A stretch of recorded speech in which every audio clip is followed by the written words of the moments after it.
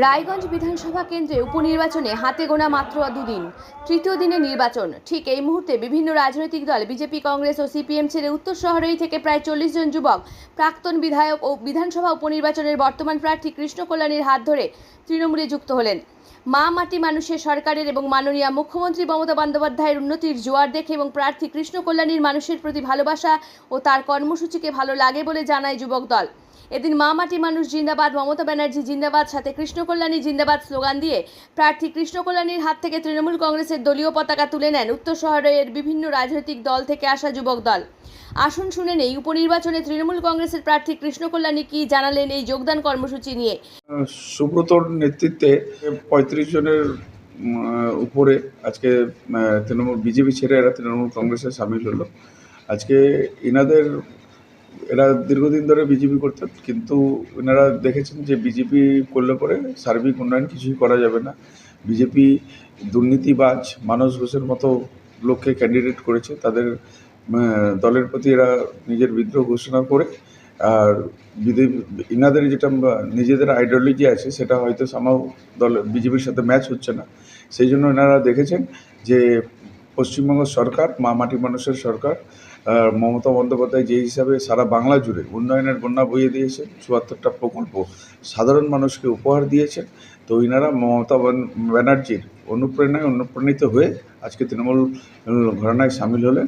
আমরা তৃণমূল কংগ্রেসের পক্ষ থেকে আমরা এনাদেরকে স্বাগত জানাচ্ছি। আগামী দিনে আমাদের উত্তর সরাইতে অনেকটাই শক্তি বৃদ্ধি পেল। এখন বলা চলে উত্তর শহরেতে মানে বিজেপি বলে আর কিছু থাকলো না। আজকে উত্তর শহরেই মোটামুটি আপনারা বলতে পারেন 98% ভাবেন জনগণ আছে, তারা তৃণমূলের সমর্থনে রয়েছে। বাহিন অঞ্চলে শ্মশান নিয়ে ওখানকার অঞ্চলের লোকজনেরা একটা আন্দোলন করেছে মানস ঘোষের এগেনস্টে। সেই ব্যাপারে কি বলবেন? শ্মশান নিয়ে নাকি শ্মশান উদ্বোধন করেছিল মিষ্টি খাইয়ে, তারপরে সেই শ্মশান আর তৈরি হয়নি, সেই ব্যাপারে কি বলবেন? দেখুন, ওনার এগেনস্টে তো 15টার উপরে এফআইআর আছে। হ্যাঁ, আর ওনার যেটা ইলেকশন নমিনেশন দেওয়ার সময় একটা এফিডেভিট দিতে হয় যে ফৌজদারি মামলা কি আছে। তো ওনার এগেনস্টে 15টা ফৌজদারি মামলা আছে। তো আজকে জনগণ মামলাও করেছেন। হ্যাঁ, যে আজকে আর এইটা এফিডেভিটটা এখন পাবলিক ডোমেনে আসছে, তো দেখে নিয়ে মানুষ ভাবেন নিজের প্রতিবাদ জানিয়েছেন। তো আজকে ভাবেন, আমি মনে করি ওনাকে বাহিনবাসীর কাছ থেকে ক্ষমা চেয়ে নেওয়া উচিত। হ্যাঁ, উনি ভুল করেছেন, এটা স্বীকার করে নেওয়া উচিত। কেননা এই ধরনের দুর্নীতি মানুষ কোনোদিন মেনে নিতে পারবে না। সেই জন্য মানুষ, এটা গণতন্ত্রের দেশ, হ্যাঁ, গণতন্ত্র হিসাবে তার প্রতিবাদ জানাচ্ছে। আর এটাতে ওনাকে ভাবেন নিজের ভুলটা স্বীকার করে পাবলিকের কাছে ক্ষমা চাওয়া উচিত। দেখুন, যে ইনি সব ধরনের দুর্নীতি, কোনো দুর্নীতি বাদ নেই। ধানের কাটাতে ধলতা নেওয়ার দুর্নীতি, আর তারপর হচ্ছে শ্মশান সংস্কারের টাকা হজম করার দুর্নীতি, আর তারপর অ্যাট্রোসিটি অ্যাক্টে দেখেছি, হ্যাঁ, যে তপশিল জাতিদের উপরেও অত্যাচার উনি করেছেন। হ্যাঁ, সেটারও মামলা ওনার রয়েছে। তো ইনি সর্বক্ষেত্রে ইনার পা থেকে মাথা অবধি দুর্নীতিগ্রস্ত। তো এই ধরনের দুর্নীতিগ্রস্ত লোকদের রায়গঞ্জবাসী কোনোদিন মেনে নিতে পারবে না। সেই জন্য রায়গঞ্জবাসী এই ধরনের কলঙ্ককে মানে দূর রাখতে চাই। আমি একটাই কথা বলবো সাধারণ মানুষকে, কেননা আজকে আমার শুধু একটু আমি ভীতগ্রস্ত রয়েছি।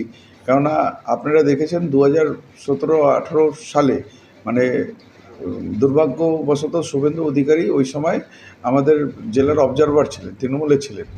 তো আজকে প্রথমবার রায়গঞ্জ কিন্তু লুটপাটের রাজনীতি ওই শুভেন্দু অধিকারীর সময়ই মানে দেখেছে।